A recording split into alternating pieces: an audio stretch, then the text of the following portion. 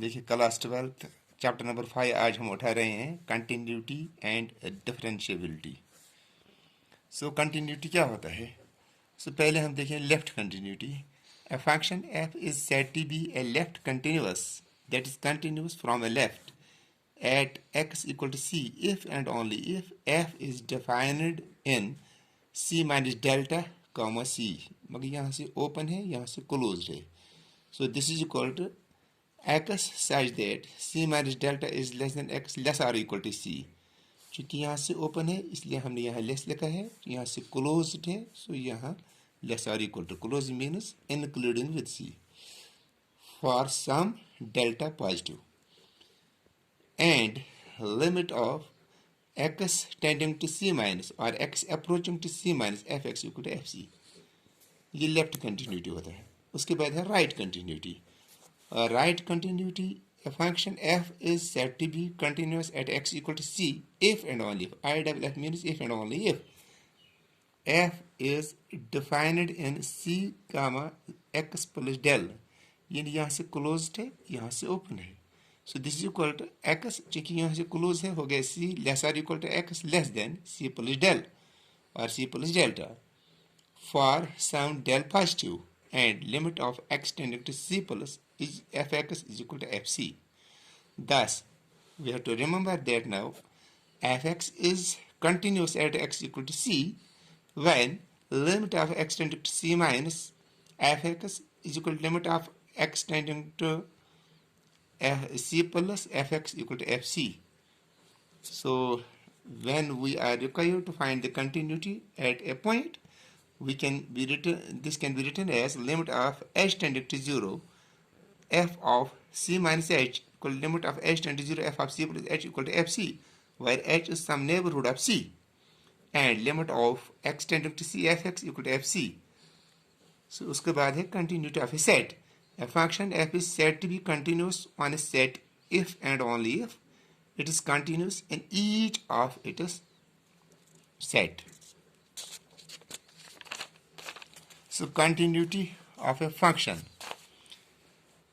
in an interval। देखिए यहाँ interval हो गया। ये इंटरवल दो किस्म के हैं, एक ओपन इंटरवल, दूसरा है closed interval. So it is continuous in the open interval like this if it is continuous at each point of a b. See यहाँ ए बी में, यहाँ ए और बी में लिखूंगा, इसके हर एक पॉइंट में अगर ये कंटिन्यूस है तब इस इंटरवल में ये कंटिन्यूस है। In closed interval a b mean this, that is a function f is said to be continuous in the closed interval ab if it is continuous in the open interval of ab। यानी अगर ये इसमें भी continuous हो and it is continuous in the, it is right continuous as well as left continuous। यानी यहाँ से भी इसके नेबरहुड में जो भी पॉइंट हो वहाँ भी कंटिन्यूस होनी चाहिए और यहाँ इसके नेबरहुड में जो भी पॉइंट हो वहाँ भी कंटिन्यूस होनी चाहिए। अब हम डिसकंटिन्यूस फंक्शन देखते हैं। A function f is said to be discontinuous at a point if it fails to be continuous there, that is if f is discontinuous at c if तीन सूरतें यहाँ हैं, limit of x tending to c fx exists and is not equal to fc। यानी अगर ये limit exist करता है मगर यानी अगर x tending to c यानी fc के बराबर अगर ये नहीं होगा तब ये डिसकंटिन्यूस है। या दूसरी सूरत limit of x tending to c minus f x does not exist, या तो लिमिट ही एग्जिस्ट नहीं हो जाएगा तब भी ये डिसकंटिन्यूस है। सी फॉर एग्जांपल अगर ये 1/0 आएगा so where f is undefined. Limit of x tending to c plus f x is equal to limit of x tending to c minus f x both exist, but अगर ये दोनों limit ही exist करते हैं C plus भी और सी minus भी, लेकिन limit of x tending to c f x is not equal to limit of x tending to c plus f of x। यानी अगर c प्लस और c माइनस अगर दोनों लिमिट बराबर नहीं होंगे तब उस सूरत में ये फंक्शन डिसकंटिन्यूस है। सो चलिए हम क्वेश्चन करते हैं। एक पहला क्वेश्चन ये है, prove that the function f x equal to 5x minus 3 is continuous at x equal to 0, x equal to minus 3 and x equal to 5। So पहला पार्ट देखते हैं। Limit of x tending to 0 f x equal to limit of x tending to 0 5x minus 3, लेकिन यहाँ क्या है function f x equal x 5x minus 3, so वही हम लिखें x tending to 0 5x minus 3, यानी x के बदले हम 0 लिखेंगे यहाँ, यानी मीनस 5 इंटू 0 माइनस 3 हो गया 0 minus 3 that is equal to minus 3।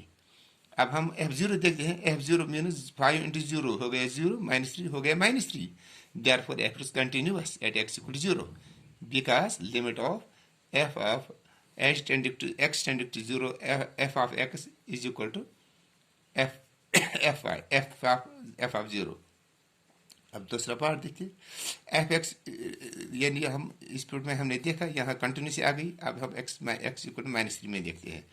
Limit of x tending to minus 3 f x equal limit of x tending to minus 3 5x minus 3, यानी इस एक्स, अब हम इस एक्स का नेबरहुड पाते हैं।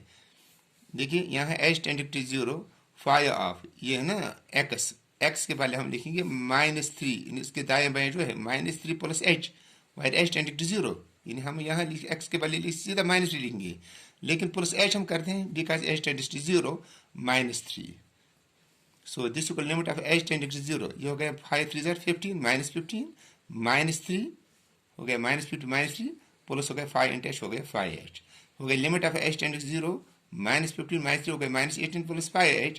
अब एच के बदले हम 0 लिखेंगे, चूंकि मैंने यहाँ लिखा एच टेंडिंग टू 0 होगा माइनस 18 प्लस 5 इंटू 0 हो गया माइनस 18 प्लस 0 मीनस माइनस 18, है ना ठीक। अब हम देखेंगे हैं limit of h tending to minus 3 f x is equal to f of minus 3। देखिए limit of x tending to minus 3 f of x, so ये किसके बराबर है, अगर माइनस 18, अगर डायरेक्ट दे दीजिए आप यहाँ माइनस 3, यानी 5x में यहाँ डायरेक्ट माइनस 3 दे दीजिए, हो गया माइनस 3 इंटू 5 हो गया माइनस 15 माइनस 3 हो गया minus 18, it means that limit of x tending to minus 3 f x is equal to f of minus 3, therefore f is also continuous at x equal to minus 3, है ना ठीक। अब हम 5 पर चेक करते हैं, limit of x tending to 5 f x is equal to limit of x tending to 5 f x minus 3 is equal to limit of, अब हम इसका नेबरहुड देखते हैं 5 of 5 plus h white h tending to 0, यानी x के बदले अब लिखेंगे हम 5 plus h white h tending to 0 minus 3 हो गया 5 5 25 plus 5h minus 3, limit of h tending to 0 हो गया 25 माइनस 3 हो गया 22 प्लस 5h। अब हम h के बदले 0 हम वापस देते हैं, we get 25 plus 0 that is equal 22। अब हम f of x limit of x tending to 5 f x is equal direct हम लिखें f5, बिकॉज f5 हो गया 5 5 is 25 minus 3, so that is equal to 22, therefore this limit equal to this, hence f is continuous at x equal to 5, hence proved।